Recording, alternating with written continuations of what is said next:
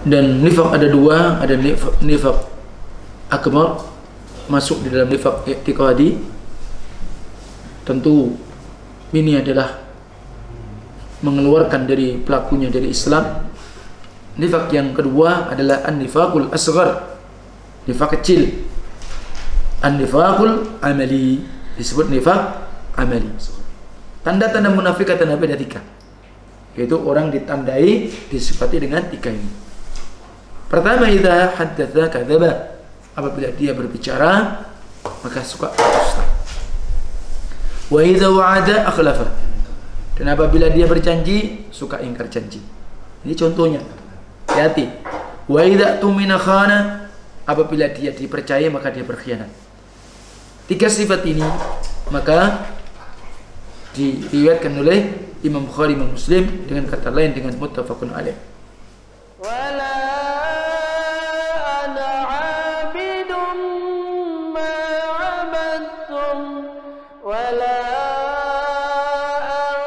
antum 'abiduna ma a'bud lakum dinukum waliyadin. Ma'asyiral muslimin wal muslimat, ikhwani wa akhwati fiddin, para pendengar dan pemirsa sekalian, dalam kajian online yang dilaksanakan Majelis Ta'lim Al-Athari Bali, barakallahu fikum jami'a wa thabbatana Allah wa iyyakum ala al-imani wal islam wa ala al-kitabi was sunnah bi fahmi salafil ummah. Semoga Allah Tabaraka wa Ta'ala senantiasa memberikan keberkahan kepada kita di dunia dan di akhirat. Semoga ilmu kita menjadi ilmu yang bermanfaat dan ilmu yang berberkah. Karena pada kesempatan malam hari ini, atas izin Allah Tabaraka wa Ta'ala, atas pertolongannya, kita bisa menyelenggarakan kajian walaupun secara online ini. Tentunya hal yang baik, dan Rasulullah SAW mengingatkan kita, patutlah kita untuk berterima kasih kepada teman-teman, saudara-saudara kita yang ikut andil dalam suksesnya dan juga lancarnya kajian online ini. Maka saya sampaikan jazakumullah khairan, yang di antara teman-teman dan saudara kita semuanya yang memiliki andil dalam berkhidmat, yakni terlaksananya kajian secara online ini. Semoga Allah berikan balasan yang terbaik untuk antum semua, dan sebagai bentuk kita mengamalkan sabda Rasulullah SAW, "Man lam yashkurin nas lam yashkurillah." Barang siapa yang tidak bisa mengucapkan terima kasih, bersyukur kepada manusia, maka dia tidak akan bisa pula bersyukur kepada Allah Azza wa Jalla. Pada kesempatan malam hari ini insyaallah ta'ala, kita masih dalam pembahasan terpenting, yakni perkara-perkara penting yang wajib bagi setiap muslim muslimah untuk mengetahui dan untuk mengilmuinya. Pada bab pembahasan kita masih bab tentang yakni anwa'un nifaq, macam-macam nifaq. Dan nifaq ada 2, ada nifaq akbar masuk di dalam nifaq i'tiqadi. Tentu ini adalah mengeluarkan dari pelakunya dari Islam, dan tentunya pelakunya ini mendapatkan siksa yang lebih dahsyat dibanding orang kafir itu sendiri. Maka itu yang disebut dengan kafir akbar, kafir i'tiqadi. Dan disebutkan oleh Syekh Abdurrahman As-Sa'di rahimahullah ketika beliau memberikan syarah hadis tentang sifatul munafik, kata beliau, an-nifaqu asasus syarr. Kenifakan itu, pelakunya munafik, sebagai asas, pondasi dasar sebuah kejahatan. Jadi kalau seseorang itu sudah terjangkit di dalam dirinya penyakit nifaq, maka itulah sebagai dasar pondasi kejahatan berikutnya dan berikutnya. Dan seorang yang nifaq, wahwa ayuzhirul khair, bahwa dia menampakkan kebaikan, wa yubtinus syarr, wa yubtinus syarr, dan dia menyembunyikan kejahatan dia. Tentunya inilah yang dimaksudkan batasan masuk dalam nifaq akbar, nifaq i'tiqadi, yakni alladhi yadhharu sahibahu al-islam wa yubti al-kufur. Pelakunya menampakkan Islam tapi menyembunyikan kekufuran dia. Tentunya ini mengeluarkan pelakunya dari agama secara keseluruhan, dan termasuk pelakunya fitarkil asfali minan nar, neraka yang paling bawah. Dan sungguh Allah tabaraka taala mensifati kaum munafikin, orang memiliki penyakit nifaq, dengan sifat-sifat yang buruk semuanya. Kadang dengan kalimat minal kufur, dia termasuk kufur, wa adamul iman, tidak ada keimanan. Ingat, ini sifat-sifat yang disifatkan Allah orang-orang munafik, ya, kekufuran, tidak ada iman, dia mengolok-olok agama, mengolok-olok pelaku agama, mengolok-olok kaum muslimin. Ini sifat mereka. Dan tentunya, dan mereka itu adalah rendah, hina, dan kecondongan mereka secara umum, mereka memusuhi agama.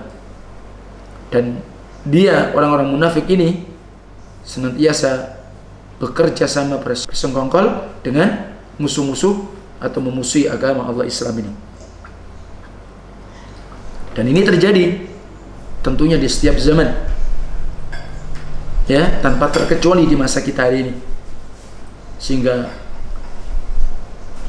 munafikin ini, mereka melampaui batas di dalam dasar-dasar sesuatu di dalam agama, termasuk pengingkaran, dan mereka pula adalah orang-orang yang bebas kepada apa saja yang mereka mau lakukan. Ini nifaq. Kemudian setelah kita ketahui bahwa tadi disebutkan di awal penjelasan tambahan dari nifaqul akbar, nifaqul i'tiqadi, yang sifat-sifat mereka adalah mendustakan Rasulullah SAW, ya, mendustakan risalah Nabi Muhammad SAW, mendustakan sebagian apa yang datang, artinya mendustakan sebagian dari syariat yang dibawa oleh Rasulullah SAW. Kemudian benci dengan Rasulullah, benci dengan sebagian apa yang datang dari Rasulullah, termasuk juga benci dengan sunnah, dengan tauhid, ya, dengan syariat Islam itu sendiri. Kemudian apa? Suka mereka kalau Rasulullah dihina, benci kalau agama Rasulullah apa? Ditolong. Jadi mereka sangat suka jika dihina, direndahkan agama Allah, agama Rasulullah SAW. Ini nifaq akbar. Adapun kemudian nifaq yang kedua adalah an-nifaqul asghar, nifaq kecil.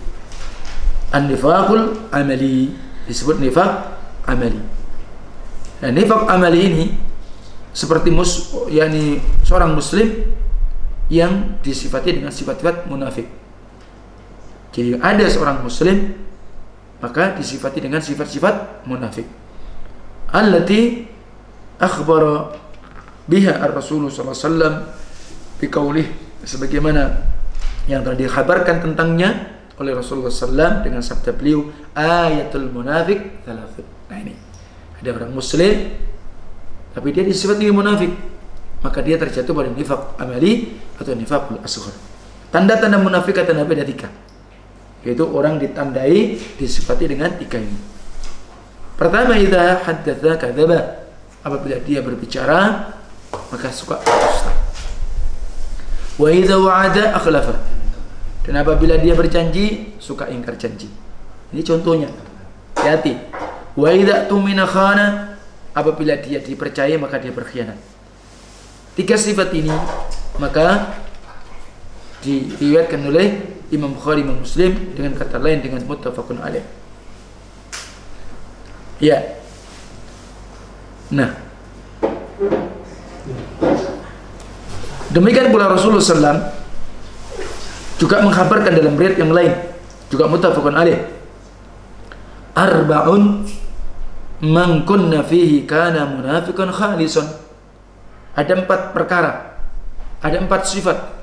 Barang siapa yang dia ada pada dirinya keempat sifat tadi, maka dia disebut munafiqan khalisan, munafik sejati, munafik yang tulen.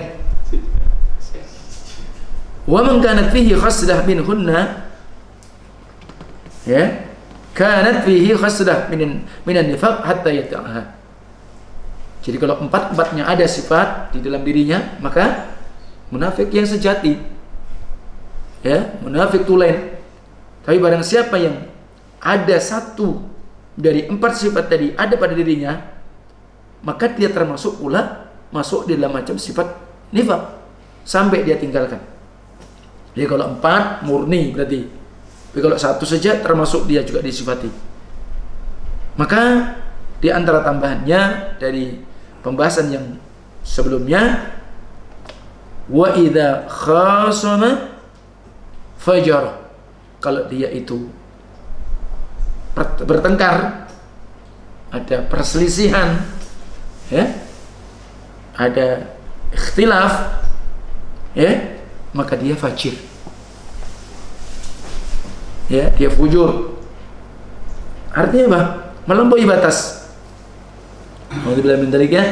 Nih, disebutkan dengan 2 riwayat tersebut, wa hadzal nifaq la yakhruju sahibahu minal Islam. Nah, sifat-sifat yang disebutkan oleh Rasulullah SAW di atas, maka tidak mengeluarkan pelakunya dari Islam. Illa, kalaupun toh tidak mengeluarkan pelaku dari Islam, beda dengan nifaqul akbar, ya. Walaupun tidak mengeluarkan dari Islam dan disebut dengan nifaqul asghar, disebut dengan nifaqul amali, illa annahu minal kabair. Tapi sifat-sifat tadi akan mengantarkan sesungguhnya kepada dosa-dosa besar. Ingat, pada dosa-dosa besar. Qala al-Imam Tirmidzi rahimahullah, berkata Imam Tirmidzi, makna hadza inda ahli ilm, makna yang dimaksudkan ini dari sisi para ulama, nifaqul amal. Hadis sifat 4 tadi nifaqul amal, ya. Wa inna ma kana nifaqut takdzib ala ahdi ar-Rasul sallallahu alaihi wasallam. Hanya saja nifaq yang dulu kedustaan, nifaq yang i'tiqadi, maka itu dulu di masa Rasulullah sallallahu alaihi wasallam. Nah, demikian pula Syekh Abdurrahman As-Sa'di atau Sa'di rahimahullah, beliau juga menyebutkan, wa in kana la yakhruju min ad-din bil kulliyah, walaupun sifat 4, jika dia berbicara suka dusta, jika berjanji menyelisih janji, jika dipercaya dia berkhianat, jika dia berselisih, ya, maka dia fajir, ya. Walaupun tidak mengeluarkannya pelakunya itu dari Islam, tapi dia adalah sebuah celah mengantarkan kepada kekufuran. Maka barang siapa yang terkumpul dari sifat-sifat disebutkan lebih, terutama 4 tadi, maka sungguh dia telah mengumpulkan di dalamnya kejahatan-kejahatan. Dusta ini jahat, ingkar janji juga juga jahat, berkhianat juga jahat. Kemudian ketika dia berdebat, ketika dia berselisih pun juga dia fajir, melampaui batas, itu pun juga sebuah kejahatan. Dan itulah di dalam macam di antara sifat munafikin. Maka sesungguhnya lawannya semacam kejujuran. Ingat, orang itu jujur, orang itu menegakkan amanah. Amanah itu apa? Kepercayaan. Banyak berarti. Termasuk tentang agama. Allah amanahkan kepada kita. Kalau kita kemudian berkhianat, berarti kita tidak amanah dengan Allah. Berarti kita sendiri akan membatalkan, menggugurkan amanat Allah kepada kita. Termasuk Quran dan Sunnah, termasuk Rasulullah SAW, termasuk para sahabat, generasi salaf yang mulia, ya, mengamanahkan kepada kita. Allah Tabaraka wa Ta'ala juga demikian. Ya, demikian pula memenuhi janji. Demikian pula seseorang itu ketika dia berhati-hati dari hak-hak makhluk, maka tentu itu mengumpulkan baginya kebaikan-kebaikan. Dan ini diantara kekhususan sifat diantara sifat-sifat kaum mukminin. Maka barang siapa yang hilang satu dari sifat jujur, ya, kemudian amanah, ya, kemudian tidak berkhianat, tidak zalim, melampaui batas ketika ada permasalahan, ya. Kalau itu kemudian hilang salah satunya, berarti telah akan roboh di antara hal-hal yang penting atau sendi-sendi di antara sendi-sendi Islam dan iman. Kemudian bagaimana mungkin kalau satu sendi sudah gugur, dia bisa mengumpulkannya. Sekarang kita akan berikan contoh wal kadhib, tentang dari sifatnya dusta. Al-kadhibu bil hadith, dia dusta dalam bicara. Tentu ini terkandung berbicara tentang Allah, tentang Islam. Ingat, hati-hati. Berbicara tentang Rasulullah SAW.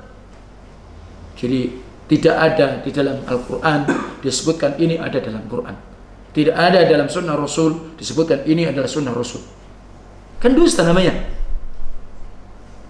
Maka yang demikian tadi, barang siapa yang berdusta bahkan muta'ammidan falyatabawwa maq'adahu minan nar. Siapapun yang dia berdusta atas nama Allah, atas nama agama, atas nama sunnah Rasulullah SAW, tentunya banyak amal-amal yang tidak syariatkan. Bahkan di masa-masa zaman kita ini sudah begitu terjadi rancu, orang yang di atas sunnah dianggap bid'ah, orang di atas tauhid dianggap ahli syirik. Coba antum perhatikan itu. Orang yang ingin meluruskan dan memurnikan ajaran Islam sebagaimana dibawa oleh Rasulullah dan para sahabat, maka dianggap aliran-aliran sesat. Coba bayangkan. Subhanallah. Walaupun itu sudah sunnatullah, tapi ini kondisi kita sampai begitu terpuruknya. Dan ini karena sebab apa? Kedustaan di dalam pembicaraan terhadap Allah dan Rasulnya. Dan Rasulullah SAW bersabda sebagaimana hadis,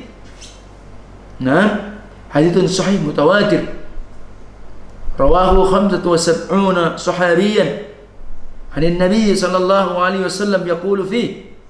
Ini hadis sahih mutawatir, telah diriwayatkan 75 sahabat Nabi. Bayangkan, 75 sahabat Nabi. Dan Rasulullah bersabda, man kadzdzaba alayya muta'ammidan falyatabawwa maq'adahu minan nar. Barang siapa yang berdusta atas namaku, kata Nabi, secara sengaja, maka hendaklah dia siap-siap tempatnya dari neraka. Hati-hati, jangan latah, jangan ikut-ikutan, jangan ikut kemudian justru membela, berjuang mati-matian. Jadi kalau sudah merayakan Maulid Nabi ini sunnah, ya sunnah kata dia. Orang yang ngomong bid'ah ya berarti salah. Hati-hati, karena tidak ada satupun imam 4 yang masyhur saja mengadakannya, dan itu bahkan terjadi jauh setelah mereka. Tapi kok tetap saja dibela dan tetap mengatakan itu adalah bagian daripada Islam. Subhanallah, siap-siap aja. Jadi Nabi SAW menyatakan kalau sampai itu mengatakan bahwa kemudian dia menarik dalil-dalil, di antaranya sabda Rasulullah SAW, di antara bukti dalil bahwa Rasul itu memerintahkan kita untuk merayakan maulid Nabi, kelahiran Nabi itu, karena Nabi ketika ditanya tentang su'ila an-Nabi SAW ya, an saumil itsnain, ketika Nabi ditanya tentang puasa hari Senin, beliau menjawab, maka itu adalah hari dilahirkanku. Hanya diputus sampai di situ. Padahal Nabi Rasulullah menyatakan hari Senin hari yang aku dilahirkan oleh Allah, hari Senin aku diwafatkan oleh Allah. Nah, kenapa ini enggak disebutkan? Hari Senin aku ketika diangkat menjadi Nabi, hari Senin ketika aku pula diturunkan oleh Allah wahyu Al-Quranul Karim. Tapi kenapa mana ini? Kenapa yang dibesar-besarkan hanya masalah itu, dan bahkan itu ditarik-tarik, dikiaskan seakan-akan apa? Sebagai istikrar, penetapan bahwa itu adalah syariat untuk maulid Nabi. Subhanallah. Banyak. Bahkan ditarik-tarik hadis.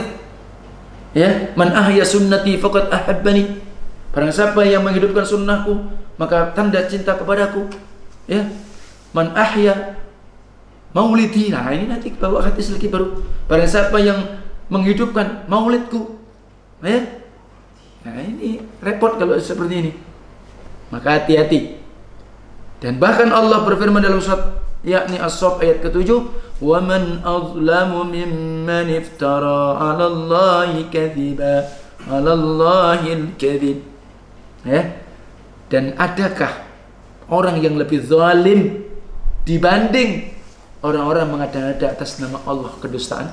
Tidak ada bandingannya. Dan ini menyebutkan apa? Orang yang paling zalim adalah orang yang mereka berdusta atas nama agama Allah Tabaraka wa Ta'ala.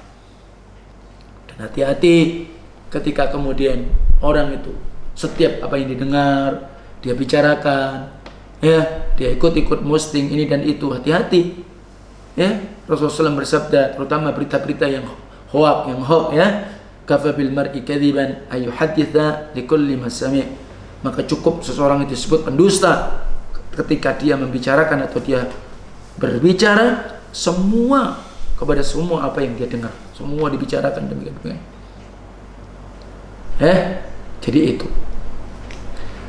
Dan terkandung pula tentang dusta dalam pembicaraan di sini apa yang dia kabarkan dari kejadian-kejadian secara umum atau mungkin secara parsial. Ya. Maka kalau demikian keadaannya, berarti faqad syarikal munafiqin. Dia telah bersekutu dengan kaum munafikin fi akhassi sifatihim, di dalam lebih khususnya dari sifat-sifat mereka. Wahya al-kadzib, itu kedustaan. Makanya oleh sebab itu nanti kalau pengen tahu di antara ciri-ciri hizbi, ya, ciri-ciri hizbi, ya, berdusta atas nama agama, atas nama Rasulullah SAW, ya, suka dia tidak transparan. Ingat, tidak transparan. Dia nggak berani jujur apapun. Ini model hizbi. Ayo coba perhatikan, pasti ujung-ujungnya mesti kepada ya tadi kelompoknya. Ini salah satu. Jadi sehingga apapun nanti menghalalkan segala cara. Ketika memang untuk kepentingan, ya hizbinya, kelompoknya, sektenya, jadi seperti itu. Ya, dan nanti akan kita lanjutkan pertanyaan berikutnya. Dan Allah Tabaraka wa Ta'ala juga mengkhabarkan tentang sifat ciri-ciri hizbi, sekaligus ini pertanyaan yang masih tertinggal. Ya, dan hizbi itu dia tasyabbuh dengan orang-orang kafir, tasyabbuh dengan kaum musyrikin. Sementara tasyabbuh tidak dibenarkan. Man tasyabbaha biqaumin fahuwa minhum. Barang siapa yang menyerupai satu kaum, Yahudi dan Nasara, ya, kemudian siapa? Faris dan Rom, ya, hari Parisia dan Romawi, maka termasuk mereka. Dan Allah Tabaraka wa Ta'ala melarang kita mengikuti mereka.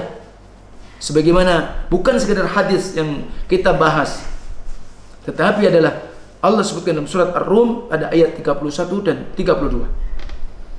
Wala takunu minal musyrikin. Ingat, Jangan sekali-kali kalian menjadi umat seperti keadaan kaum musyrikin. Allah larang, jangan. Bagaimana keadaan mereka kaum musyrikin? Minalladzina farraqu dinahum. Ya, dari mereka orang musyrikin tadi, orang-orang yang mereka farraqu dinahum. Mereka apa? Farraqu dinahum. Jadi mereka apa? Terpecah belah. Mereka bersektor-sektor. Ya, dari keyakinan mereka, ideologi mereka. Wa kanu syi'a, dan mereka itu menjadi apa? Berkelompok-kelompok, bersektor-sektor, berhizbi-hizbi. Kullu hizbim, nah, setiap hizbi, nah, setiap kelompok, setiap sektor, mereka itu bima ladaihim farihun, dengan apa yang ada pada mereka, mereka berbangga. Tuwilah the best, saya yang paling benar. Hati-hati, ini sifatnya hizbi. Kalau sudah merasa dia yang paling benar, dia yang paling betul, orang lain salah, hati-hati. Tapi kalau kita ingin tahu dan kita tidak demikian, kebenaran itu ditegakkan dengan iqamatul hujjah. Dan bagaimana seorang mengenali kebenaran? Belajar kebenaran. Sebagaimana ketika sahabat Ali bin Abi Thalib menasihatkan kepada teman dekatnya Harith, "Ya Harith, al-haqqu la yu'rafu bil-rijal. Ya Harith, al-haqqu ta'rif ahlahu." Wahai Harith, kebenaran itu tidak diukur oleh sebuah institusi, oleh sebuah lembaga, oleh sebuah kelompok ini, tidak, atau oleh seseorang. Itu kebenaran orang itu, oh ini tidak. Tapi kebenaran itu adalah kalian belajar dan cari kebenaran, baru kalian akan tahu siapa sebenarnya pengamal dan pelaku kebenaran. Jadi kebenaran itu dipelajari, kebenaran itu dicari, dan orang-orangnya jelas. Apakah mereka di atas akidah yang sahihah, tahu yakni akidah yang benar, di atas sunnah, manhaj yang benar. Nah ini penting. Nah jadi ini ciri di antaranya. Nah, pasti seperti itu. Maka kita tidak dibenarkan yang demikian tadi. Sehingga jangan bermudah-mudahan kita membuat ya mungkin kelompok-kelompok baru ya dan yang lainnya. Hati-hati, tutup celah rapat-rapat hal-hal yang akan mengantarkan model isme-isme, fanatik-fanatik, asabiyah, ini ditutup rapat-rapat. Ya, ingat, tutup rapat-rapat. Hati-hati. Ya, kita ini berjuang, kita ini berkorban hanya untuk Allah dan Rasulnya, bukan atas nama lembaga dan yang lainnya. Itu ingat hanya sebagai wasilah. Ya, andai kata wasilah itu memudaratkan, maka kita tanggalkan. Dan itu walaupun mungkin sudah besar, walaupun mungkin sudah dikenal, kalau itu akan mengantarkan kepada fitnah dan madaratkan akidah kita, lepas. Dan itu yang paling selamat tentunya. Jadi bukan kemudian eman, bukan kemudian waduh gimana ini, tidak. Sehingga dia berjuang seakan-akan habis-habisan ya, untuk apa? Nah, untuk daripada kelompok atau atas nama kelompok tadi. Nasallallahu alaihi wasallam. Ini kedustaan. Rasulullah sallallahu alaihi wasallam tentang dusta ini beliau bersabda, agar kita menjauhkan jauh-jauh dari dusta ini. Iyyakum bil kadzib. Hati-hati kalian. Artinya apa? Jauhkanlah oleh kalian kedustaan. Dan para ulama menyebutkan tentang dusta itu hukum asalnya adalah dosa besar. Ingat. Jadi jangan kemudian ada dusta yang boleh karena siasat. Ya, dan kemudian pembolehan itu kemudian dikiaskan begitu lepas jauh, bahaya itu ya, karena atas nama siasat tadi. Hati-hati ya. Memang ada di antara dusta yang dikecualikan oleh para ulama itu yang dibenarkan ketika dalam keadaan perang seseorang tertangkap karena dia bagian di antara pasukan. Tidak mungkin dia jujur-jujur gitu. jujur ya habis. Ya. Jadi karena dia memahami salah, tidak boleh dusta, sementara dia bagian daripada tentara kaum muslimin, ya. Ketika itu terjadi perangan, ya. Kemudian dia tertangkap oleh musuh, jujur aja dia. Di mana temanmu? Di sana. Ya udah hancur. Nah, bisa begitu ya. Tapi jangan kemudian lepas dipahami dengan secara jauh. Dusta yang dibolehkan salah satunya apa? Mendamaikan dua orang yang lagi bertikai. Dia berdusta. Misalkan apa? Orang lagi kelahi, antum teriak polisi, padahal nggak ada. Itu apa? Demi kemaslahatan dua orang lagi bertikai. Tak ada masalah, padahal nggak ada polisi kan? Tapi antum dengan menyebut seperti itu, ya. Nah, dan termasuk hal yang suami kepada istri dalam hal yang tidak perkara hak yang wajib bagi istri. Ya, misal apa? Ya, namanya istri kadang nyedam. Ya, minta buah yang tidak musimnya. Ya apa inti? Rota. Ayo macam-macam orang itu nyedam. Antum bilang, tidak ada, ini demikian. Ya, karena memang ingin melembutkan, ingin dia menghibur, tidak apa-apa. Ya, tapi bukan kebiasaan menjadi orang yang dusta, tidak. Ini diantara kecuali dari para ulama. Nabi mengatakan iyyakum wal kadzib. Hati-hati dan jauh kalian dari dusta. Ya, dan dusta ini ya Allah. Nabi mengatakan fa innal kadziba yad'u ilal fujur. Nih, maka tadi para ulama menyebutkan bahwa fondasi dasar kejahatan adalah dusta tadi. Maka sesungguhnya kedustaan itu akan mengantarkan kepada fujur. Zalim, kumpulan daripada kejahatan. Wa innal fujura yad'u ilan nar. Kalau sudah banyak kejahatan-kejahatan yang dilakukan, sesuai kejahatan itu akan mengantarkan kepada neraka. Wala yazalu ar-rajul yakdzibu wa yataharral kadzib hatta yuktaba indallahi kadzaban. Senantiasa seorang itu berdusta, bahkan dia semangat ketika dia berdusta, sampai kemudian dicatat di sisi Allah menjadi seorang yang benar-benar pendusta. Nasallallahu alaihi wasallam. Ingat sifat pertama. Maka jujur kepada Allah, jujur kepada Rasulullah SAW, jujur kepada kaum muslimin, jujur kepada agama ini. Ya, mereka yang suka tipu menipu itu sifat-sifat kaum munafikin. Yukhadi'un Allah walladzina amanu. Itu ciri mereka. Maka ingat, jangan suka tipu menipu. Kemudian orang yang juga mestinya dia dipercaya atas harta-harta orang, hak-hak, rahasia-rahasia, jangan sampai dia berkhianat. Ya, ini rahasia, jangan dibuka. Ini hak-hak, ini harta. Harta ini tolong ini dijaga. Harta anak yatim, harta kaum muslimin. Ya, mungkin baitul mal dan semisalnya. Ini hak-hak si fulan, si alan, harus dijaga. Ini rahasia-rahasia yang tidak boleh, yang harus ditutupi. Ya jangan berkhianat. Kalau suka membeberkan hal-hal yang memang itu bentuk kepercayaan kepada dia, maka itu adalah berkhianat berarti, dan itu masuk dalam ciri sifat-sifat munafikin. Demikian pula dia tidak menegakkan amanah, kepercayaan. Maka kalau sudah seperti itu fa'ina iman, maka di mana iman dia? Dan bagaimana hakikat Islam dia? Ya, demikian pula dia mestinya mengikat janji-janji, baik itu antara dia dan Allah Tabaraka wa Ta'ala. Janji-janji pula antara dia dengan makhluk yang lain. Jangan sampai dia disifati dengan sifat yang khabithah, yang buruk, ya, dari sifat-sifat kaum munafikin. Demikian pula dia tidak apa? Tidak hati-hati menjaga harta-harta manusia, hak-hak mereka, sehingga dia tidak memperhatikan kesempatan, ya, kepada dia untuk bisa melakukan kebaikan-kebaikan.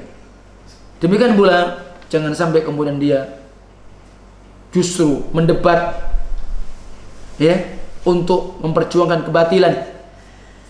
Ini naudzubillah min dzalik. Ini namanya apa? Idza khasama fajar. Debat tapi fajir. Nah, untuk apa? Menolak kebenaran. Hati-hati nih. Ini sifat-sifat yang hampir-hampir tidak mungkin terkumpul di dalam diri seseorang bersamanya tentang iman. Kalau dia seorang beriman mesti tidak demikian. Maka dia akan dibalasi dan cukup bagi dia nanti azab dari Allah Taala dan akan ditiadakan baginya keimanan. Baik, maka ini diantara yakni nifaq yang kedua, nifaqul amali, nifaqul asghar, walaupun pelakunya tidak dihukumi apa tadi? Kafir, akan tetapi dia termasuk dosa besar. Ya, bahkan itu sebagai apa? Pondasi-pondasi kejahatan. Agama ini juga akan hancur gara-gara kemudian banyak pendusta-pendusta. Dan kemudian munculnya kelompok-kelompok hizbi. Ini juga karena apa? Adanya kedustaan yang ada pada dirinya. Dia tidak jujur, tidak tulus di dalam dia beragama. Nah, semoga Allah menyelamatkan kita dan keluarga kita dan generasi-generasi kita kaum muslimin.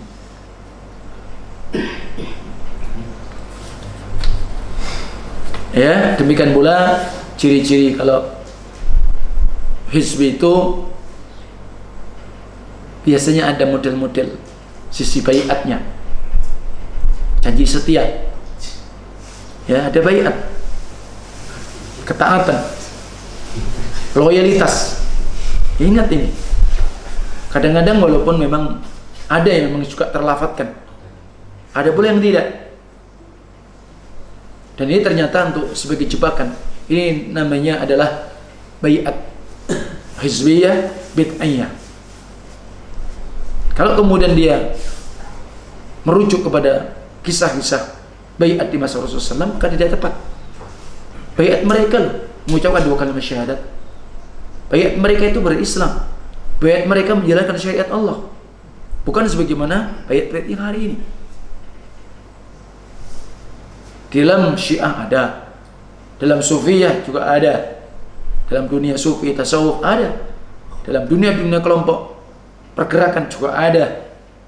Ya, nah, jadi itu salah satunya. Artinya apa? Untuk mengikat suara orang tidak lepas. Dan ini aneh. Kadang-kadang sampai menyatakan yang tadi seseorang itu keluar dari kelompok dia, dianggap murtad.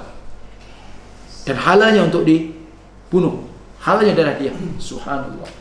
Ini model-model yang tentunya menyelisih daripada syariat Allah dan Rasulnya SAW. Itu salah satu di antara ciri-cirinya. Nah,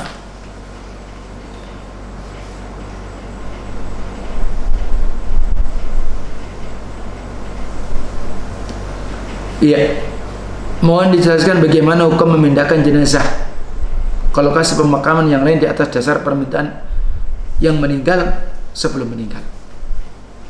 Maka permintaan ataupun ini disebut wasiat, ini wasiat yang menyelisih syariat. Berbeda kalau ketika dia dikubur bukan di kuburan muslimin, bukan makbarah muslimin, harus berarti dipindah. Tapi kalau sudah di kuburan muslimin, ya sudah.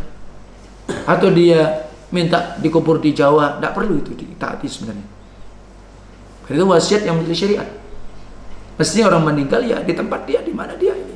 Dan itu sebagai bentuk menyelesaikan segera dalam menyelesaikan jenazah tadi. Dan itu perintah Rasulullah. Segerakan. Karena apa? Agar dia cepat mendapatkan apa yang dia dapatkan. Sehingga melepaskan pula kalau dia orang buruk dari apa pundak-pundak kalian. Jadi sebenarnya tidak dibenarkan dalam posisi ketika orang yang memindahkan jenazah ke tempat yang lain atas dasar permintaan sebelum dia meninggal. Anggap itu wasiat, maka wasiat yang tidak boleh ditaati dalam perkara itu. Jadi jangan kemudian, oh ini kan sudah wasiat. Nah, ya, tidak ada yang seperti itu. Mestinya begitu. Nah,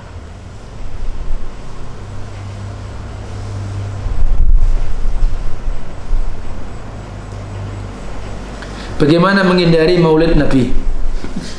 Sebenarnya kita ini tidak menghindari, ngapain menghindari maulid, maksudnya perayaan maulid Nabi gitu ya. Nah, kok maulid Nabi kok dihindari itu bagaimana? Banyak postingan-postingan orang yang dia tidak merasa bahagia dengan maulid Nabi, maka bukan seorang umat Muhammad. Ya kita enggak. Ini kan masalahnya merayakan hari kelahiran Nabi. Itu yang tidak ada dalam syariat. Dan itu syabbuh. Ya. Dengan seseorang puasa Senin itu termasuk bentuk apa? Cinta dengan Nabi. Sebenarnya dia sudah, Masya Allah, betul-betul apa? Merayakan setiap Senin ya. Walaupun tidak niat itu tidak boleh ya. Jadi niatnya memang Rasul itu memberikan semacam pahala atau keutamaan bagian puasa Senin. Nabi SAW menjelaskan seperti itu. Tapi sebenarnya orang yang puasa Yaumul Itsnin itu begitu, karena itu hari kelahiran Nabi SAW. Kalau kita mau jujur pula, Rasulullah SAW memang lahir hari Senin. Bulannya Rabiul Awal. Tanggalnya mana yang paling rajih? 9, bukan 12. Jadi jangan dianggap kelahiran Nabi tanggal 12 Rabiul Awal. Ini keliru. Karena yang terkuat di antara sirah nabawiyah yang kuat itu Ar-Rahiul Makhtum, itu tanggal 9. Ya, 9 Rabiul Awal. Tahunnya tahun Fil. Kalau Masehi 571 Masehi. Ya. Jadi itu. Nah, ini tanyaannya sekarang yang lagi marak di kampung kita. Sedangkan kita sering diundang acara tersebut. Bagaimana sikap kita? Ya tidak usah datang. Ya. Waduh, berat ini. Apa yang berat? Ya. Ya sudah. Itu sebuah kemungkaran. Ada kaidah-kaidah yang disebutkan oleh syariat, sebenarnya hadis Abu Sa'id Al-Khudri radhiyallahu anhu, ya, man ra'a minkum munkaran falyughayyir bi yadihi, fa in lam yastati' fa bi lisanihi, fa in lam yastati' fa bi qalbihi, wa dzalika adhaful iman. Kalau kalian melihat kemungkaran, rubah dengan tanganmu. Tentunya penguasa, kekuasaan. Ya. Kalau nggak mampu, antum nggak ada link itu, nggak mampu untuk itu, dengan lisan. Caranya gimana? Antum berkening, antum datangi orang-orang yang penting. Insya Allah kan bisa kan? Bisa. Nggak mampu apa? Ya diam. Tapi itu selama-lama iman. Nggak ada lagi setelah itu iman. Terus mau apa? Mau datang, mau mujammalah, mutalawwin, mau begitu? Ya udah. Justru kita tunjukkan sikap. Artinya apa? Ketika masalah itu, sikap kita tegas. Masalah yang lain, kita khair dengan berkah. Itu harus. Kalau kita kemudian khawatir, takut, dikucilkan yang lainnya, sampai kapan kita akan tunjukkan kebenaran itu? Dan itu sikap. Kecuali kalau antum dibunuh, baru lain lagi urusannya. Kalau enggak, ente maulid Nabi tak bunuh, lain urusannya. Gue bunuh duluan. Nah, itu beda lagi. Artinya itu betul-betul dalam keadaan darurat. Dan antum tidak punya kekuatan untuk itu. Ultimatum yang terlalu dahsyat, bahaya, ya baru. Ya tentu kita berusaha tetap. Para ulama menyebutkan apa? Tujuan kita mengingkari kemungkaran, ingkarul mungkar, pertama apa? Izalatuha, menghilangkan kemungkaran itu. Kalau udah bisa apa? Takhfifuha, memperingan, memperkecil. Ya antum karena tidak punya kekuatan apapun, ya antum perkecil gimana? Ya kan? Ya sudah, mungkin saat ini saya sampaikan paling ihtimal kemungkinan yang sangat sudah apa namanya istilahnya? Ya sudah betul-betul darurat itu ya. Ya datang setor muka aja. Andai kata, tapi ini jangan diambil seakan-akan saya pembolehan loh ya. Tapi ini perlu dipahami, ini kondisi yang mungkin ya seperti Masya Allah ya. Kalau di masa Nabi Ibrahim berani sendiri. Walaupun raja dan semuanya nyembah sana, maka beliau pun habisin berhala itu. Nah, dia berani itu karena Rasul. Ini antum tidak mungkin kan? Jadi seperti itu. Artinya ya udah posisinya begitu. Anggaplah misalkan satu desa, dari kepala desanya semua perangkatnya maulid Nabi. Kalau enggak, antum enggak bisa dapat KTP. Repot berarti. Andai kata begitu ultimatumnya, ya udah setor muka tok, habis itu pulang. Kenapa? Sakit perut ya, sudahlah apa terserah alasannya apa. Kalau kondisi yang sangat, jadi seperti itu. Insya Allah khairan, insya Allah.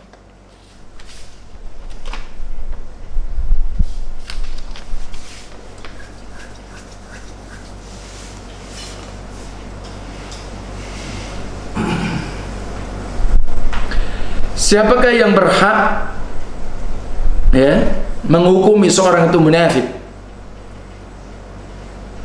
Artinya seorang itu diberikan predikat anta munafik. Apakah ulama saja atau semua orang? Dan apakah boleh disolatkan jenazahnya? Tadi perlu dipahami, ada nifaq akbar, i'tiqad, dan itu memang kebanyakan di masa Rasulullah SAW. Walaupun ya bisa di masa-masa kita, tapi kan kita ya sulit rasanya. Artinya kalau betul-betul dia mendustakan ini dan itu, rasanya kemudian kita menyampaikan pun akan apa istilahnya, menghukumi mereka, ya enggak? Ini si tokoh, sementara dia tokoh. Kalau kita langsung kemudian ucapkan menimbulkan kemungkinan yang besar, itu juga berat, ya kan? Berarti seperti itu. Kalau andai kata ada di zaman kita betul-betul ciri-ciri sifat tadi, mendustakan Rasulullah SAW, mendustakan sebagian syariat Rasul, benci kepada apa yang datang dari Rasul, sebagian ada bukan tidak ada, tapi ternyata dia tokoh besar. Kemudian misalkan saya ngomong, waduh, resikonya besar, ya perlu tetap dipertimbangkan. Pernah itu di masa-masa itu, dan dalam ini memang bukan kita menyembunyikan kebenaran, tidak, tapi kan tadi tetap kaidah darul mafasid muqaddamun ala jalbil masalih. Kita ingin menyampaikan itu memang bagus, tapi madaratnya lebih besar, kerusakan lebih besar. Ya, jadi ada hal-hal yang sifatnya spesifik itu yang tidak menjadi konsumtif atau konsumen apa istilahnya, menjadi apa, konsumsi orang banyak, umum, ada, tidak harus, ya harus khusus dan yang lainnya, tidak boleh semua orang tahu dan yang lainnya, ada memang hal-hal menghukumi seperti itu, ya. Nah, jadi kalau munafik i'tiqadi tadi yang saya katakan berat, tapi nifaq amali banyak, cuma kita bentuknya nggak boleh. Wah, itu munafik dalam arti kita mutlak nggak boleh, karena itu kan sifat kata Nabi, amal itu, ya kan, dosa besar memang. Makanya kalau kemudian mereka suka melakukan seperti itu, ya kita sampaikan ke dia, kita nasihati dia mana yang terbaik, mungkin dengan mata, dengan cara kita bersilaturahim dengan dia, itu diantaranya, tapi tidak langsung. Jadi ketika kita pun menyebutkan, sebenarnya kita tahu mungkin di antara kita teman ada yang sukanya mungkin dusta dan sebagainya, ya kita perlu juga ada iqamatul hujjah, nasihat, mungkin karena itu tabiat dia, kebiasaan dia dan sebagainya, kan ada yang model begitu, sukanya begitu memang. Alhamdulillah min dzalik. Ya. Maka ini tetap harus dinasihati siapapun bisa. Tapi kalau nifaq i'tiqadi, maka tentunya itu tidak sembarangan. Sebagaimana di masa Rasulullah, sampai Rasul pun merahasiakan yang jelas-jelas nifaq besar, ya kan? Nah, itu pernah terjadi. Lebih-lebih di masa kita, mungkin hanya ya majelis khusus dan semuanya.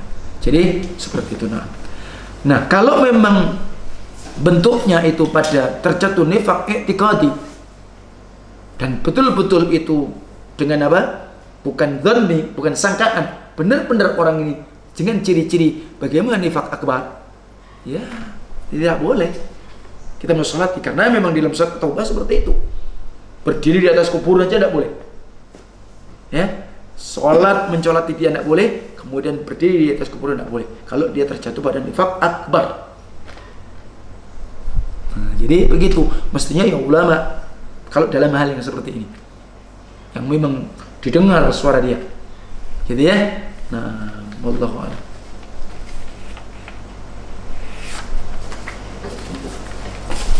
Sudah habis ya? Baik, itu dulu insyaallah taala yang kita sampaikan, semoga bermanfaat. Wassallallahu ala nabiyina Muhammad wa akhiru da'wana alhamdulillahi rabbil alamin.